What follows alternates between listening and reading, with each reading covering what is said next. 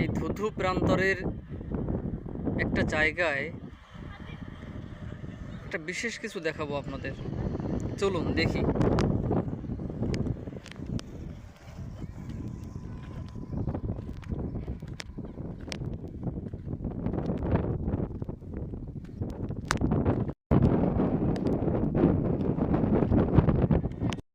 দেখুন দর্শক, একবারে ধুধু প্রান্তর, বিশাল একটা জমি।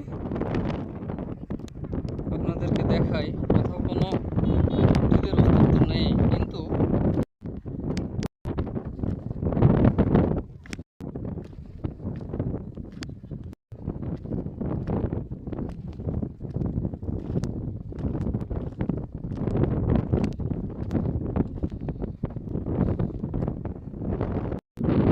দেখুন ধুধু এই প্রান্তরের ঠিক মাঝখানে জন্ম নিয়েছে কিছু উদ্ভিদ, আর চারিদিকে ধুধু প্রান্তর খা খা করছে, কোথাও কোনো পানির অস্তিত্বও নেই।